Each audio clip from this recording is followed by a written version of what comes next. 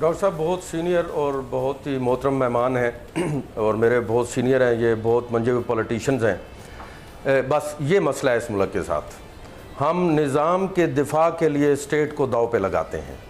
ہم اس وقت اپنی یہ جمہوریت میرا بیبی ہے اور ماشاء اللہ یونیفارم والوں کا بیبی ہے، بس اس میں پھنسے ہوئے ہیں ہم نے ابھی تک اسٹیٹ کی بات نہیں کی۔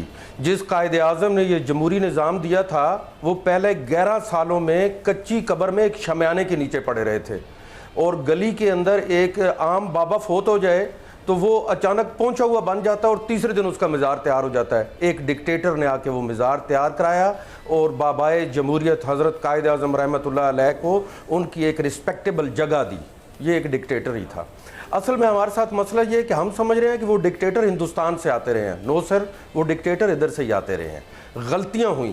ایک ڈکٹیٹر نے کہا کہ یہ قانون کی یہ آئین جو سا ایک کتاب ہے اس کو الماری میں رکھ دیں۔ انہوں نے صرف کہا۔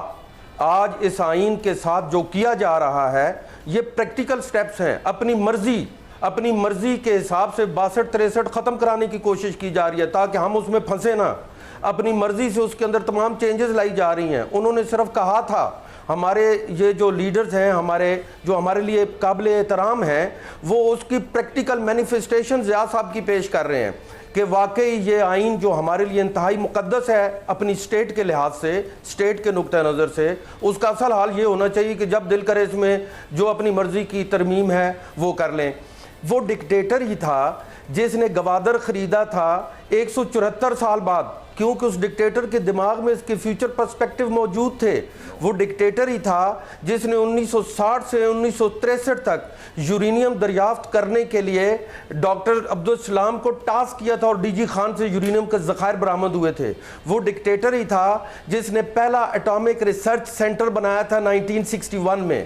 وہ ڈکٹیٹر ہی تھا جس نے اکانومی کو 1 اور 2% کے ایک جو اس کا اکنامک انڈیکیٹر تھا سب سے امپورٹنٹ جو 2.7% تھی جی ڈی پی، اس کو 6.8% تک لے گیا۔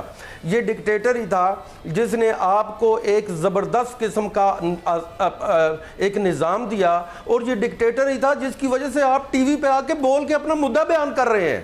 ورنہ مجھے بتائیں 99 سے پہلے آپ میں جرأت تھی آپ پی ٹی وی پہ آ کے بیٹھ کے کسی کے خلاف بات کر سکیں یا کسی بھی لیڈر کے خلاف بات کر سکیں؟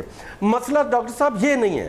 مسئلہ اس وقت ہم نے یہ نہیں پروٹیکٹ کرنا کہ یہ مارشل لا درست ہے، اس میں کوئی دو رائے نہیں ہے۔ جنرل صاحب نے فرمایا، بالکل درست فرمایا، اس کی ایک شیلف لائف تھی، جمہوریت کی ختم ہو گئی، لیکن میں اسے I beg to disagree with my senior general صاحب۔ صرف یہ ہے کہ اس کے ساتھ جو کھلواڑ کیا گیا ہے وہ پلیز کھلواڑ بند کر دیں۔ کھلواڑ نہ کریں تو اس سے بہتر نظام حکومت نہیں ہے۔ جمہوریت is government of the people, for the people, by the people, لیکن it should not be government of mister X by lot of people for mister X. یہ نہیں ہونا چاہیے۔ میرا یہ ویو پوائنٹ ہے۔ جہاں تک آپ دیکھیے، جب آپ کسی ڈکٹیٹر کو برا کہتے ہیں یا لیڈر کو برا کہتے ہیں، بہرحال 11 سال لوگوں نے اسے ایکسیپٹ کیا نا۔ ضیاء صاحب کو 11 سال لوگوں نے برداشت کیا نا۔ مشرف صاحب کو 9 سال انہی 22 کروڑ لوگوں نے ایکسیپٹ کیا نا۔ تو ریولٹ کرتے، شور مچاتے، سڑکوں پہ آتے، کیوں نہیں آئے؟ اس لیے نہیں آئے کہ ان کی بیسک نیسیسٹیز پوری ہو رہی تھی۔ اب انہیں پتہ چلا ایکچولی وہ لیجیٹیمیٹ نہیں ہے۔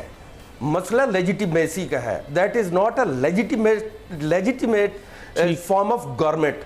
وہ ایک نظام حکومت ہے جو اس کی لیجیٹیمیسی نہیں ہے، جمہوریت کی لیجیٹیمیسی ہے۔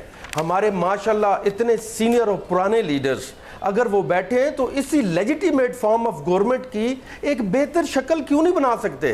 اور بجائے اس کے کہ ضد اور غصہ کرنے کے مارشل لا ایڈمنسٹریٹر سے یا جو ڈکٹیٹرز آتے رہے ہیں، کیوں نہیں ان کے ساتھ مقابلہ کر کے جی ڈی پی 9+ لے جاتے؟ کیونکہ 9 تک لے کے گئے تھے نا مشرف صاحب، آخر میں انہوں نے 6.8 پہ انہوں نے بھی چھوڑی ہے۔ ادھر لے کے جائیں نا۔ اگر وہ 61 پہ ڈالر چھوڑ کے گئے تھے تو کیوں 108 کا ہو گیا؟